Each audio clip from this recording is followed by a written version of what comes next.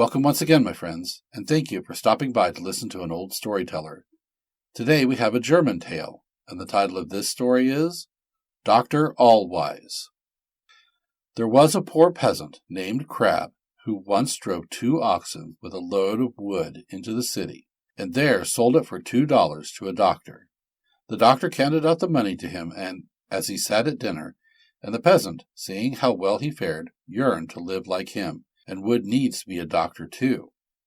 He stood a little while in thought, and at last asked if he could not become a doctor. "Oh, yes," said the doctor, "that may be easily managed. In the first place, you must purchase an ABC book, only taking care that it is one that has got in the front of it a picture of a cock crowing.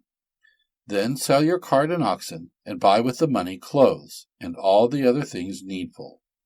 Thirdly, and lastly, have a sign painted with the words, 'I am Dr. Allwise,' and have it nailed up before the door of your house."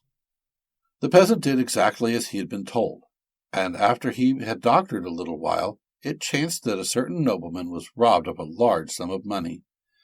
Someone told him that there lived in the village hard by a Dr. Allwise, who was sure to be able to tell him where his money had gone.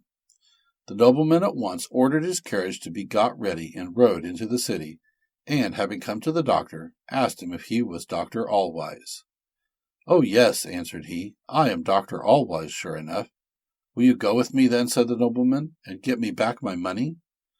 "To be sure I will," said the doctor, "but my wife Grethel must go with me." The nobleman was pleased to hear this, made them both get into the carriage with him, and away they all rode together. When they arrived at the nobleman's house, dinner was already prepared, and he desired the doctor to sit down with him. "My wife Grethel, too," said the doctor.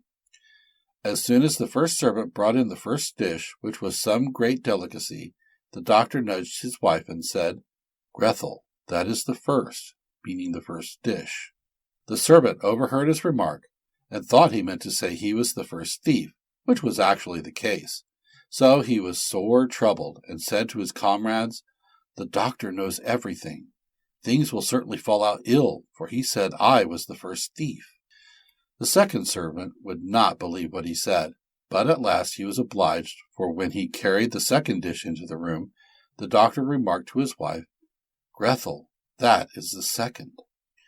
The second servant was now as much frightened as the first, and was pleased to leave the apartment. The third served no better, for the doctor said, "Grethel, that is the third."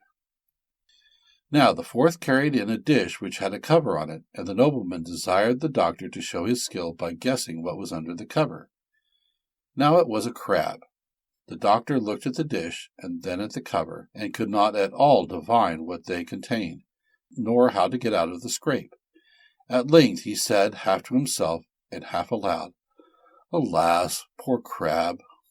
When the nobleman heard this, he cried out, "You have guessed it, and now I am sure you will know where my money is." The servant was greatly troubled at this, and he winked to the doctor to follow him out of the room.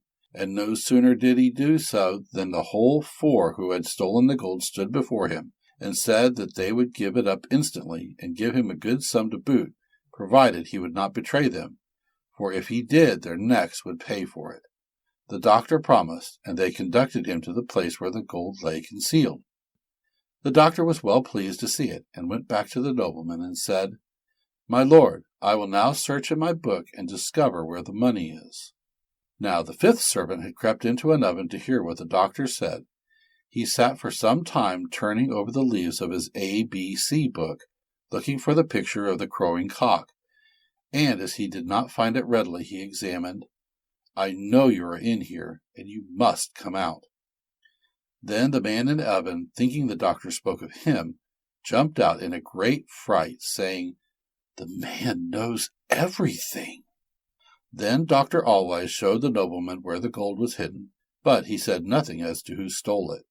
So he received a great reward from all parties, and became a very famous man. Thank you once again for listening to this story.